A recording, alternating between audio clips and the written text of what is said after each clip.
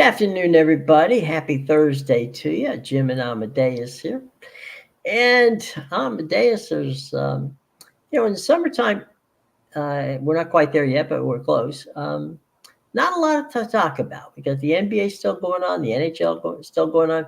Major League Baseball hasn't hit the All-Star break yet, so there's a lot of things going on there, but not a lot of movement. But we'll see how things are going. We tend to look back at some things that might be of interest, and one of them is the coaching carousel in college football, and specifically, you know, who's got the new deals and who's gonna have a tough time in the buyout category once you decide whether you want to keep them. And I say that because of Jimbo Fisher's $76 million buyout last season, when they decided to fire him and bring in Mike Elko. That was it's one thing to get rid of Jimbo Fisher. It's another thing to write him $76 million check. Yeah, that was ridiculous, but obviously it needed to be done. I'm still curious to see what the next team will be to give him the $80 million, $100 million contract. So we'll see if anybody wants to make that mistake again. But it's definitely going to be an interesting season. Obviously, with Nick Saban gone now, Kirby Smart is now our highest paid coach in the country. So it's going to be some new guys making some names for themselves. A disciple of Nick Saban, and Kirby's doing well. Just by the way, for those of you out there, thinking Jimbo Fisher, right? If Jimbo Fisher takes a job, all right, what happens is that $76 million, basically, let's say Jimbo gets, let's say he gets $4 million or $3 million to coach somewhere, then that comes off the $76 million that Texas A&M has to pay him. So then they only have to pay him $73 million. So it's an escalated deal where the team that signs you, or the college, I should say, that signs you to a coaching position, you're paying the salary that you pay them is subtracted from the amount of money that is owed them by the team that gave them the buyout. So that way, it goes. Now, Jimbo Fisher could go out and coach someplace for $1 million, or he could coach someplace for $500,000, or he could coach a high school team for nothing. Whatever. The money's still going to come to him. So that's just the way it works. I don't know that I'll tell you, I've never been a big Jimbo fan. Back even when he was at Florida State. So I don't know who's going to hire him. That would be hilarious, Jim. If I were him, I would go to the local high school and I'd be like, hey, you want me to coach the team or be a consultant? It's on Texas A&M. Don't worry about it. I got you guys. Frankly, if I'm not mistaken, I'm pretty sure that's what Pete Carroll's doing this year. Yeah, that was something we talked about when he or not. I was going to say got fired, but he didn't get fired. He took the front office job or whatever. But he's helping out. He's helping out Washington, right? He went over and got our guy, the Mr. Fish. He got his deal where he was a defensive. What do they call it? A defensive. He's not the defensive coordinator, but he's a defensive consultant. That's what it is. He's a defensive consultant. The assistant defensive director, right? Some name, make it up. Now. Yeah. So basically, they got Pete Carroll for nothing. That's not a bad deal. Yeah, and you know what? That kind of tells you that he probably knew his time was done in Seattle, but he didn't want to stop coaching. He was probably forced into that front office position. And this was something we talked about whenever he does, retire for good. He seems like the kind of guy that would go to the local high school team and be like, hey, I'll come coach the practices, just to get out there on the field, see the kids playing. Well, I'll tell you what, Davy Johnson, when Davy managed the Los Angeles Dodgers, and Davy was married, second wife, and his second wife had a child who was autistic, and Davy felt that it would be unfair for him to go out and from a managing standpoint, be on the road so much and put the burden of taking care of their child with his new wife. So Davey took a hiatus from baseball, and when he did, he lived in Orlando.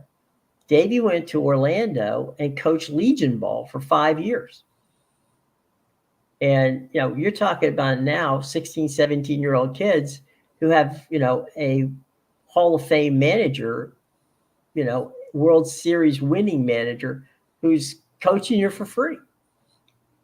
But there's guys like that who just can't get away from it. They don't. It's not the money. It's not the the prestige of standing on the sideline, in front of 100 million, 100,000 people. It's the fact that they would do it for free. And in this case, Davey did it. In the same case as Pete Carroll would do it for free. And that's just it's in their DNA, and they don't want to give it up. It's true passion is what it is, right? We talk sure. about having a passion for the sport, but that's really, that's true passion right there. Even when it's time to hang it up, you don't want to hang it up, and you want to find a way, even if it's not at the professional or the highest level, you want to find a way to be out there. Hell, we were talking about the other day, you told me they're considering getting Tom Brady to quarterback the Olympic team when flag football comes around. He's going to be 50 years in the next Olympics, but you know what? He's that kind of guy where he's not going to get hit, and he views it as, I can do this. If I can do this and my body lets me do this and I'm doing it well, then I'll be out there. So that's just the passion for the sport is really what it is. Yeah, exactly. And we often say that, players would play for free and coaches would coach for free, but there are people who will. And, whether they're at the highest level or not, as you say, they don't care. They love the game so much that they just want to be involved. And if it's on the lowest level or the highest level, it doesn't matter. Just give us a chance to be involved.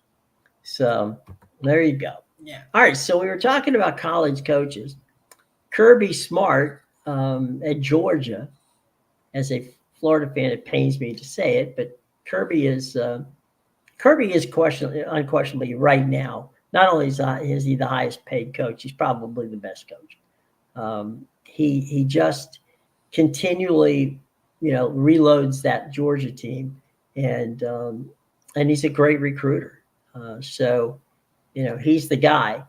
Now, who's the next guy, right? They got Mike Norvell at Florida State. I'm just not sold on Mike yet. I mean, I know he went undefeated. Okay, fine. But, should he have been in the championship, race? I think he should have, even though they didn't have enough, they didn't have a quarterback. But he's there. A guy who keeps popping up is Dan Lanning. And we like Dan. And, now we're going to find out how Dan performs in the Southeastern Conference.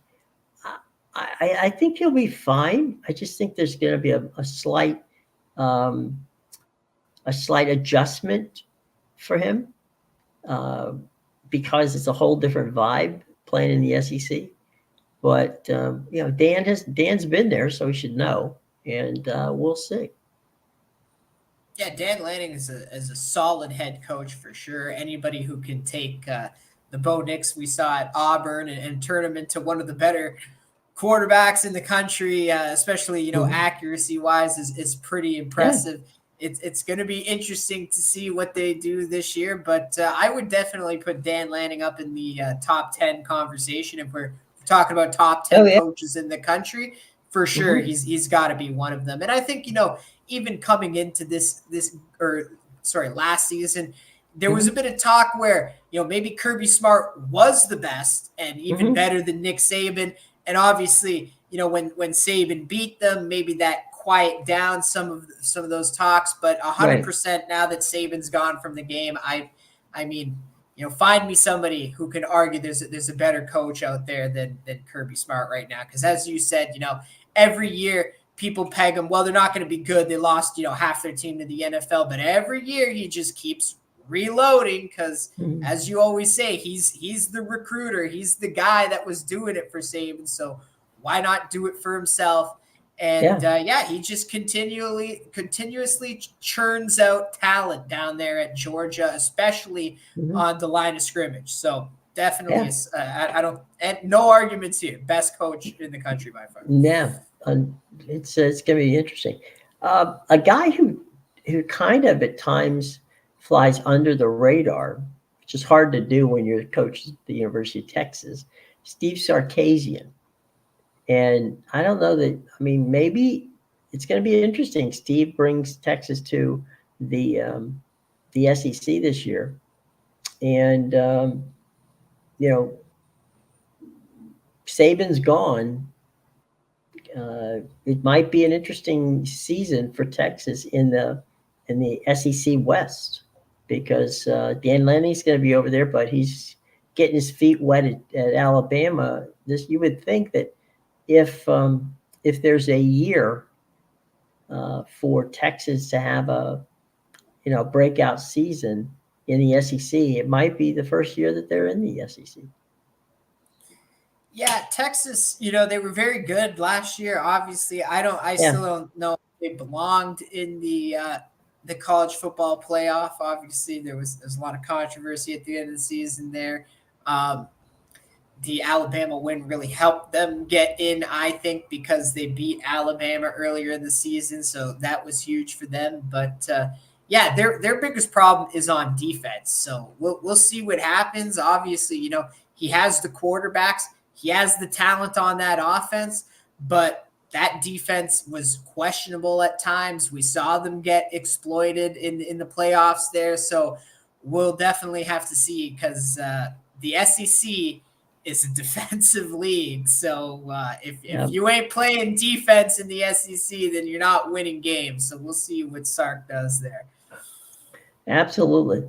And the thing is that there was a great line from Eddie Robinson, the brilliant head coach at Grambling, who not only was the as well, A&M, and sometime someone asked Coach Robinson if what he thought of Bear Bryant, if Bear Bryant was a good football coach, and he said, "Yeah, and I'll tell you why." And he said he could take Hisn and beat Yorn, and he could take Yorn and beat Hisn, which you know was probably true. He could take his team and beat you, and then he could take your kids and probably beat his teams because he was that good of a coach. So, by the way, was Eddie Robinson and Jake Gaither, two of the biggest characters you'd ever want to meet. Um, a lot of people don't remember that Kirby Smart started as um, uh, a defensive intern with Mickey Andrews at Florida State under Bobby Bowden. Many, many years, Mickey Andrews was, in my mind, possibly even one of the most underrated uh, uh, defensive coordinators in the entire college football. Because if you look at how many of those Florida State players, made it to the pros, all of which, went through Mickey Andrews. Uh, he was Kirby Smart before Kirby Smart was Kirby Smart. Yeah, well, hey, even Bobby Bowden is a legend, so it's kind of like he went from legend to legend there. And who would have known? You wouldn't have known until the career's all wrapped up in a bow. But there you go. And a lot of time things happen like that. Like, look at all the successful head coaches in the NFL now who were on that 2013 Washington Redskin team with Sure. who I forget. Shanahan, that's right. Right. Shanahan as the coach. So yeah, it happens all the time. We see that where one guy started under this legend and then he went to another team, turned out to be mentored by another legend, and then hey, Right. when you're around all these great minds, it's no surprise that you develop into one yourself. You hope to pick something up. Yeah. Lincoln Obviously, he was Riley. paying attention. Indeed, yeah, he was taking notes. Taking notes. It's going to be interesting to see what Lincoln Riley does this year at USC. They're playing their first big season in the Big Ten. We've looked at their schedule; it's not particularly overwhelming from that standpoint. So, yeah, I mean, Lincoln Riley had a bad year last year, but as we said, he shored up the defense by going out and they hired, of course, the four-time, national champion head football coach from North Dakota to take their defensive situation over, and that's not a bad deal. By the way, if people wanted to get rid of Lincoln Riley at USC, it cost them $88 million. The Jimbo clause. Yeah.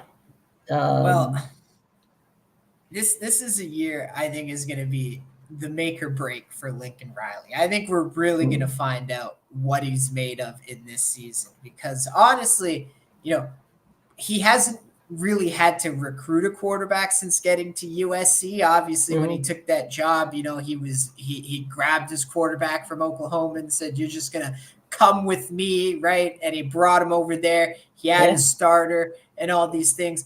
This is going to be a grueling year for USC, I think. You're in a new conference where you're going to have to do a ton of traveling. So already that's going to be a negative on your team.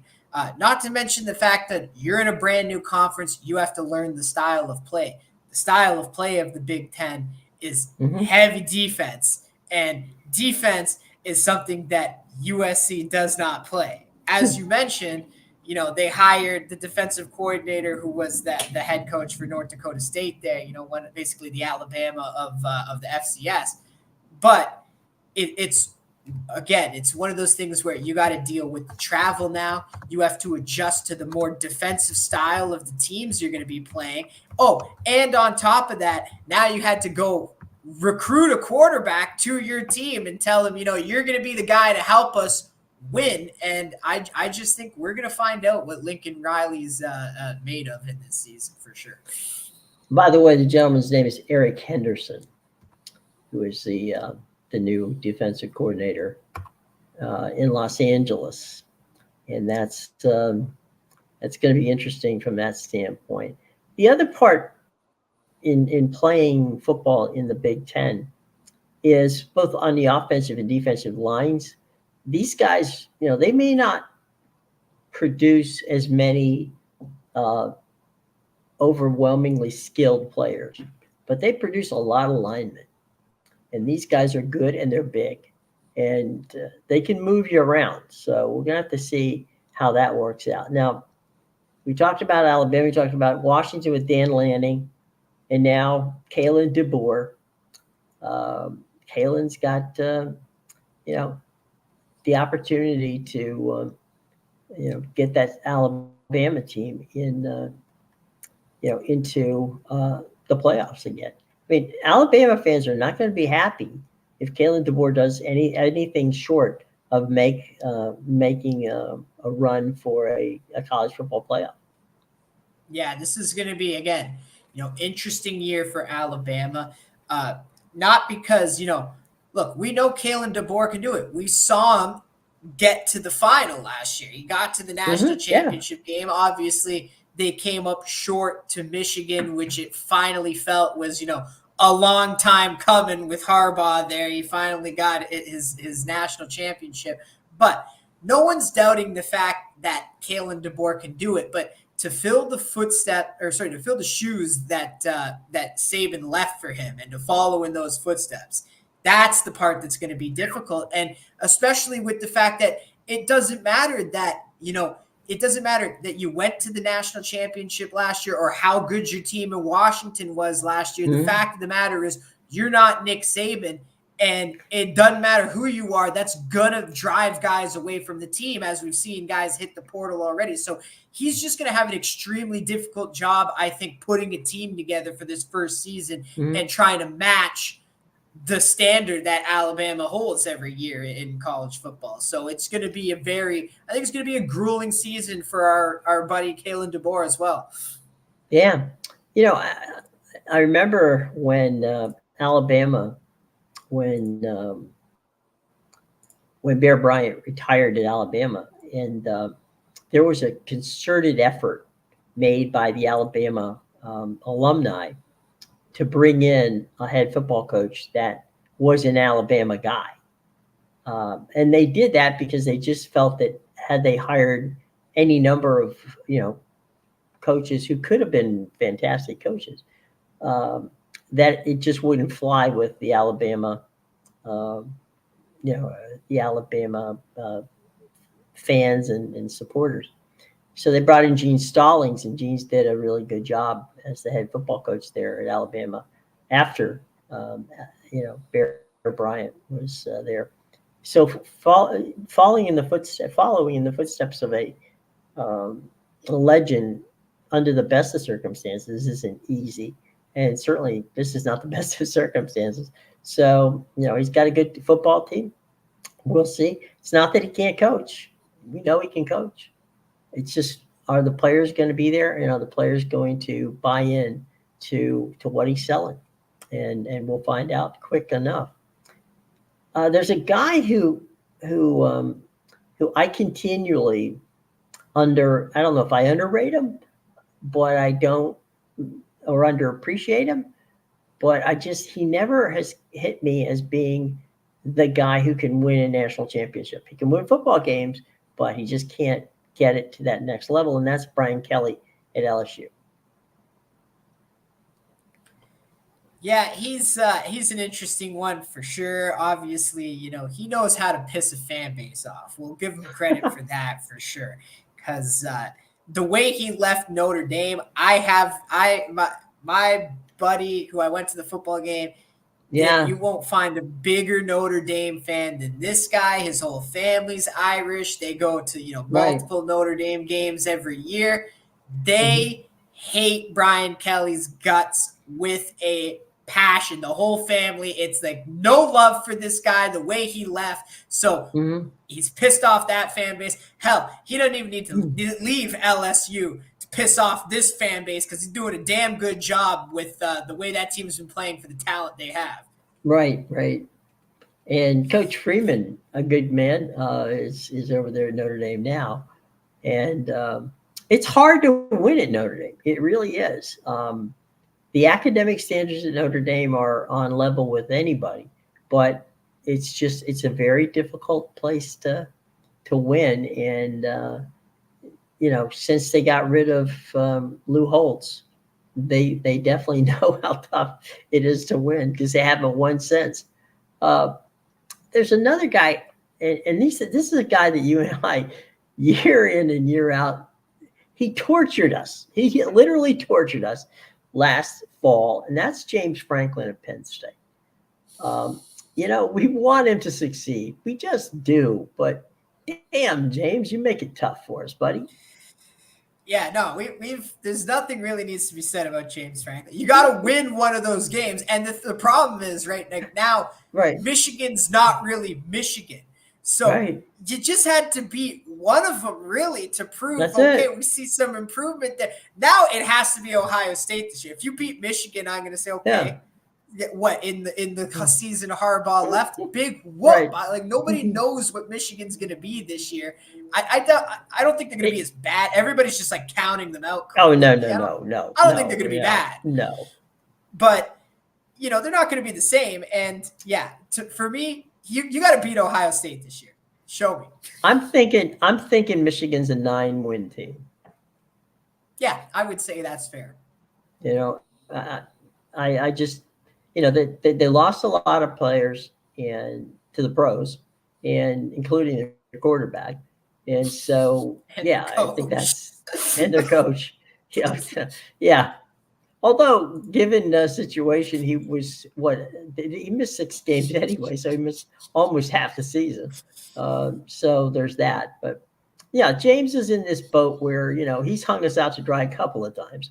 Um, and come on, James, just do your job there, buddy, and get us one of those wins. That would be really nice And if it's not you could like pull it you off. had no chance. You were in the game the whole time. It's just like, I don't know what it is. You can't get over the hump. So that's what I want to see from James Franklin this year. You got to get over the hump. That's what I want to see. Just it's that fourth quarter that fourth quarter seems to always do James in. Maybe An we could. elusive fourth quarter. Oh man, it's killer. It's a killer. Shorten the games to 45 minutes. That would help. That would definitely help. But we'll see.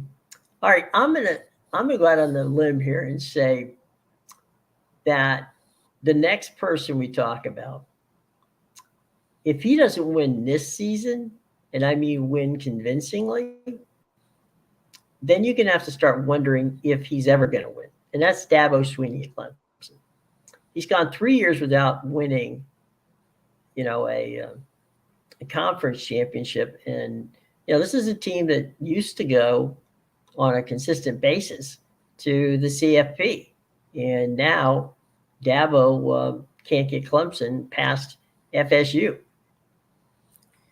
Yeah, this is one where I think the ship has sailed on Clemson. I think it's long gone, but if he turns it around this year, maybe he pumps some life back into that program. But yeah, just the way the game has evolved, he hasn't been able to keep up. He's not a guy that uses the portal. That's really hurt him the last 2 years, especially when your 5-star quarterback turned out to be a complete dud when he finally got to start. So if you don't use the portal, then how do you fix that problem? We go find another guy in high school and hope he's the one. So yeah, it's just a mess over there. I think the ship has sailed, but hey, maybe he'll prove me wrong this year. We'll see what happens. Okay. Speaking of someone who needs to make a splash in a big way, and this is a guy who I truly, truly like as a person, and is someone who is a phenomenal recruiter.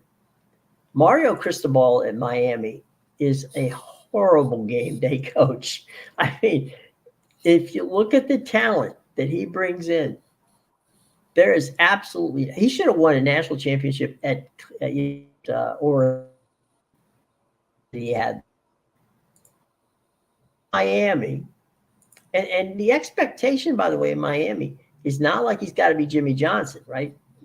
Just get us to relevance again. That's all they want, is getting to relevance.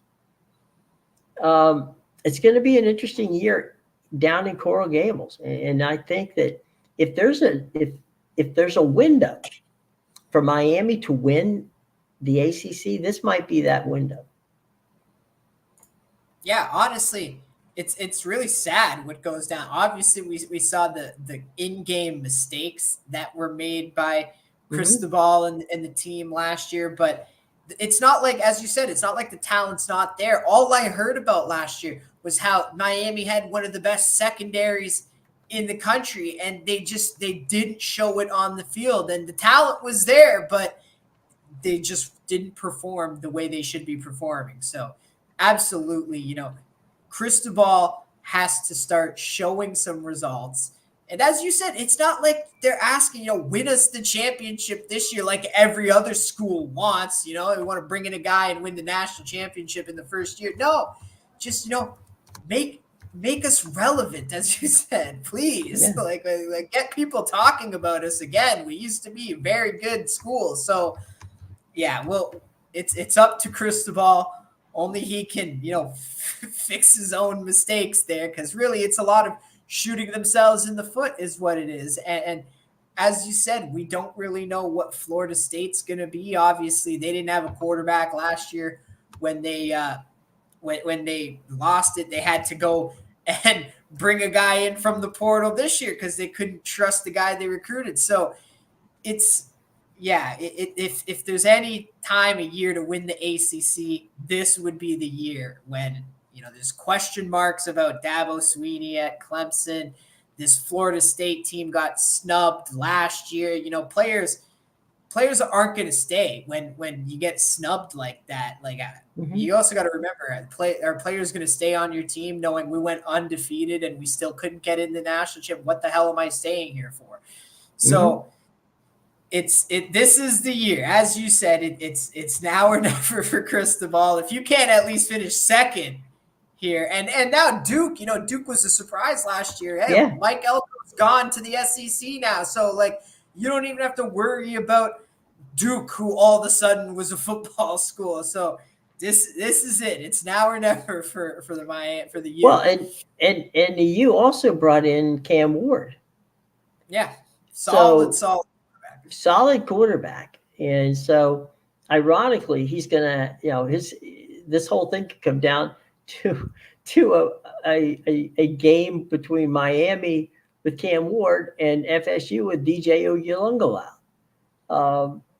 Two former players from the Pac-12 who Pac-2, Pac-2 now, yes, exactly. They were on but they were on the two teams. Oh, that's right. That's true. That they were both the teams that they were fled the Pac-2. They were going to be in the Pac-2. And they took flight. Now Cam Ward walked away from SC to take the job at the gig in Miami with Mario. So again, no one doubts Mario Cristobal's ability to sell his program to elite athletes. It's just that's going to tell you he's a player's game coach. Day. Yeah, game day is when Mario Cristobal has got to up, no pun intended, up his game. Yeah. Well, like I said, got to stop shooting yourself in the foot. It's your own mistakes. You just got to make the right decisions. Exactly. Make the right decisions. And hell, you win that game last year that you lost with that stupid Neil player, or the fake Neil, whatever it was. Yeah, all he had to do was kneel down, as opposed to fake the kneel down and run the ball. Got to get that yard. Got to get that yard on the box score. I couldn't believe my phone blowing up. I'm like, I literally turned the game off and was doing something else. My phone's blowing up 50 seconds later. I look down, Miami's lost. I go, wait a minute, how is this possible? Georgia Tech upset. Yeah, and you're like, Georgia Tech upset? What? The guy knelt down? What did he kneel down on top of somebody? What happened? And then you look at it and go, you cannot be kidding me. I mean, you literally, the only way to lose, you did it. You literally picked the only way to lose. Yeah, 1 in 100,000 chance. Oh yeah. I can imagine. I mean, think of the guys who had Miami in the points or something like that, or Miami gave points, and you're sitting there going, you're kidding me. I mean, you just lost me, a lot of money here, buddy. Thank God that's not the old Miami. They'd have to have security guards to be around his house, because when Luther and the boys were there on the sidelines, man, they probably, somebody had taken him out right there on the sideline back in the day. But no, Miami just wants relevance. They just want to be, everybody remembers fondly the U, and the U has not been the U in a long time. So come on, Mario. Mario played at the U when the U meant something. Yeah. So he should know. We'll have to see. He should. He understands it. But he played in the Convicts and the Catholics game. He was an offensive lineman for Dennis Erickson. So I mean, look, just like James Franklin, I root for Mario Cristobal. I just hope that, like James Franklin, he can get that 1 or 2 wins. If he can get that team's capable of 10 wins. Now, if they get there, I have no idea, but they're capable of it. I agree. Yeah, Cam Ward and I mean, if they have an offense. They got some good wide receivers down there. They got tremendous skill players. I mean, he's brought in a bunch of talent, and Mario works the portal as well as anybody. So we'll have to see how it goes, but that's how it is right now. Yeah, he's the players' coach. So yep, he's the players' coach. They'll buy in, but they got these because not when you make mistakes like that. Unless you're covering for one of them that really wanted to run the ball, then okay, at least you know you're going to keep the respect of the team. But still, you don't do it again. You tell the player, "I'm the coach. Next time, we're not doing your box scoring." Well, you don't bring. I mean, Mario actually took a cut in pay to leave Oregon to go to Miami. And he did that because his family is from there. He's from there. He played high school football in Miami. Friends and family discount. It was a friends and family discount. They brought in the athletic director from Clemson, who they stole from Clemson.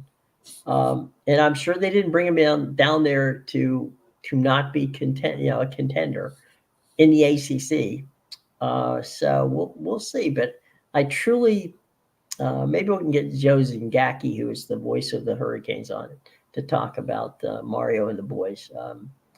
So we'll see what's going on. Maybe the Messi effect can have some sort of effect in Coral Gables. We'll have to see. But there you go. All right. More importantly, we've come to the part of the show where Amedeus dazzles you with his ability to pick the games, although it's a slim pickings kind of a day today, my friend. Yeah, make sure you check out my premium picks at bigal.com, pickadvisor.com, and theinsidersroom.com. The links are in the description below.